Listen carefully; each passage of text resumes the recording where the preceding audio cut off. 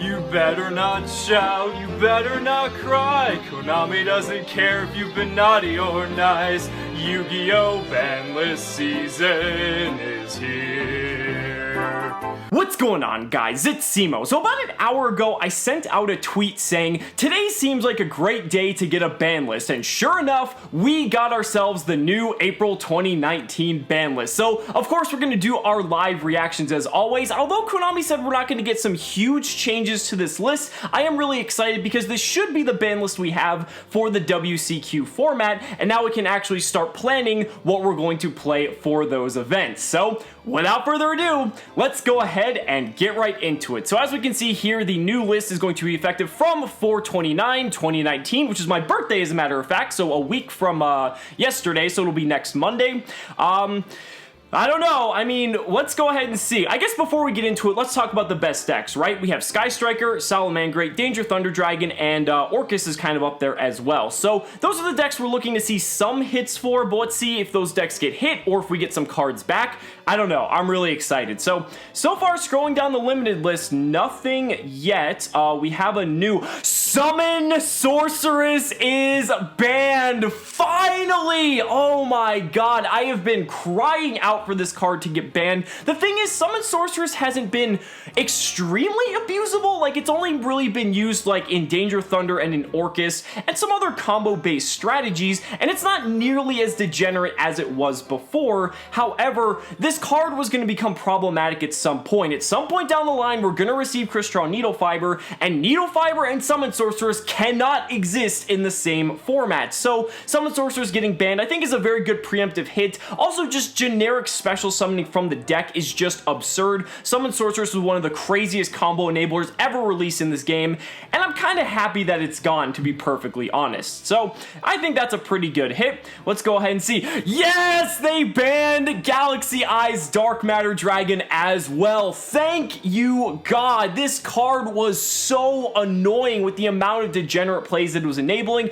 I was advocating for this card to get banned. Some people were actually like thinking it was okay, but absolutely not. This card was just getting to the point of ridiculousness. We were seeing this in Danger Thunder Dragon to send a Morphage Goliath so that way your opponent couldn't even do anything. We were seeing this in like the Gandora FDK, which I'm not sure if that stops the FDK now, but at least that kind of puts the brakes on it, or people have to redesign it in some form because they were using Galaxy Eyes Dark Matter Dragon to deal the extra 4,000 damage. So two really good hits so far. No complaints here. I like this cleanup list that Konami is implementing. Phantom Knights rank up magic launch. Yes! So that means we're going to have no degenerate Azathoth combos on the opponent's turn anymore, and we're also not going to have degenerate bullshit when we get Dark Neostorm because of the fact that you could use it on the Orcus Xyz monster to go into stuff like True King of All Calamities or just any of that crap. This card just literally facilitated degenerate plays, and I'm so happy that this card is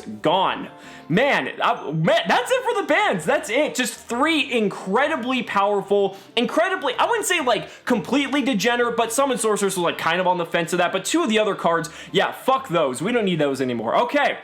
I'm liking this list. This is really, really good. Okay, so limited cards. We have Ladybug. Interesting. So instead of hitting Salamangreat directly, we see a hit to Ladybug. That reduces the just consistency of the Salamangreat archetype tremendously because, remember, Ladybug is basically a Stratos for the Salamangreat archetype. And the thing is, although Salamangreat is very, very powerful, I felt like it was so premature to hit the deck, especially because Sky Striker has been like the best deck for the better part of a year. I think it's only fair that we hit something like, or actually no, what I'm trying to say is, I don't think it's fair that we hit Salamangreat directly, but Ladybug actually hits it like indirectly without really touching the rest of the engine. So I think I'm actually okay with that. Yeah, it lowers its consistency, but sometimes Ladybug, you know, it is a normal summon, so it's kind of one of those cards that people are a little bit iffy about, but it doesn't really take away from the core strategy of the Salamangreat deck. So I think that's actually a way of like checking Salamangreat without really kind of like ruining it, if that makes sense.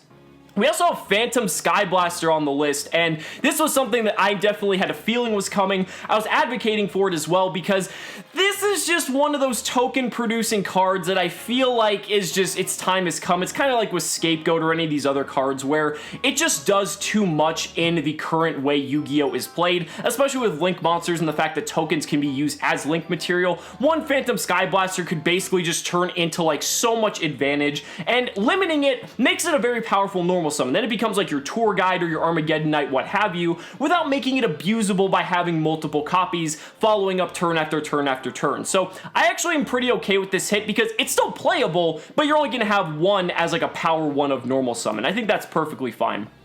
Alright, so moving on down, Kagari to 1! Yes! Oh my god, like my predictions were almost like dead on accurate here. This is crazy. Kagari going to 1 hits Sky Striker, but it doesn't like completely ruin the deck to the point of unplayability, because yes, you lose one of your central pieces of recursion, but you still have so many powerful tools at your disposal. Not to mention, there are ways to recycle Kagari that you can actually just play 1 and still technically have multiple copies. That requires you playing Hercules base, and if they'll even do that, I don't know, but I mean, we'll have to see. Maybe we'll have to see if multi-roll gets hit as well, but I still think Sky Striker is perfectly playable with one single Kagari.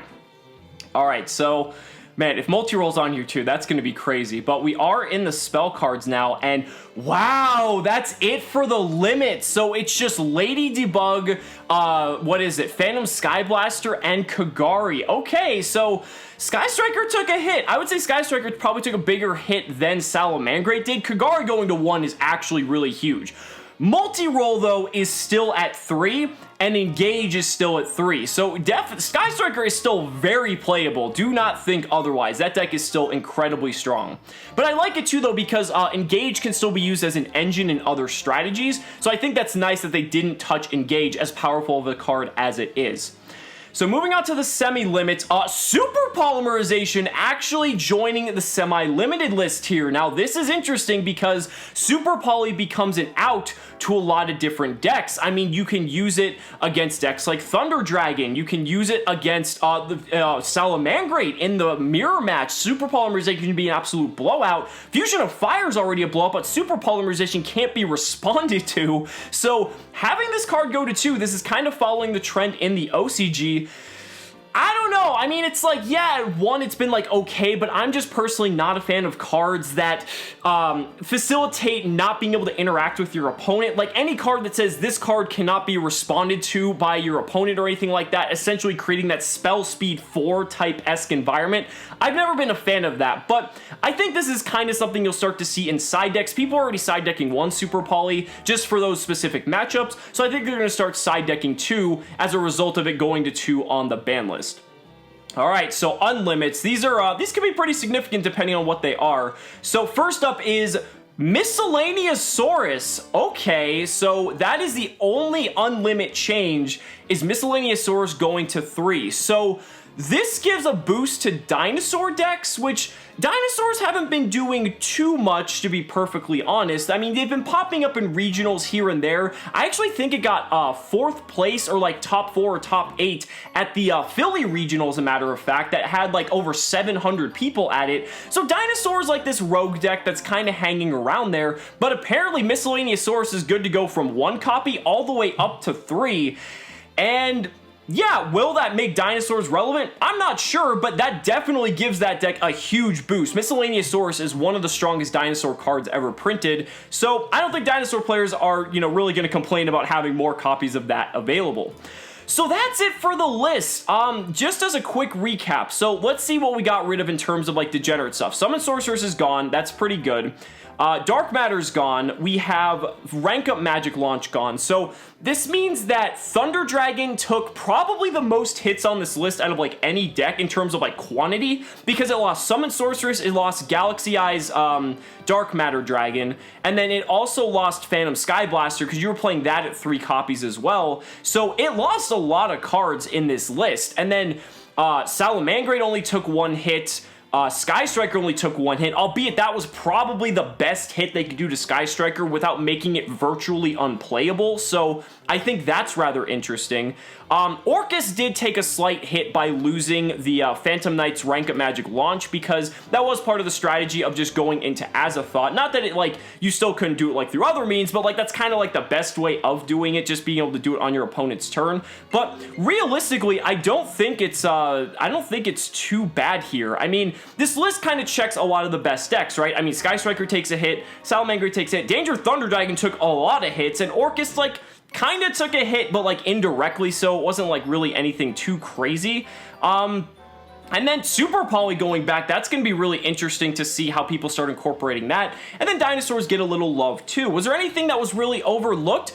I don't really think so. I mean, for the most part, I think that we kind of hit everything we needed to, so I think that was kind of what we wanted to do ultimately, and I'm really curious to see how this format shapes up. I think it'll be really cool to see. You know, we're probably going to be in a similar format to now, but a lot of the decks are going to be a little bit more curved out, but Orcus is definitely going to get a massive boost from Dark Neostorm, and not to mention with Cherubini and Burning Abyss coming out as well, who knows what the NAWCQ format has in store. But guys, that's gonna do it for the ban list reaction. Let me know down in the comments what you guys think about this list. I'd really love to hear your thoughts. So guys, thank you so much for watching the video. Be sure to like the video as always, subscribe to the channel for more amazing Yu-Gi-Oh content, and if you found this video helpful, consider supporting me on Patreon or becoming a YouTube channel member, because just by showing your support in any way that you can, you're investing in my ability to continue bringing you amazing Yu-Gi-Oh content. So thanks so much again, and we'll see you next time.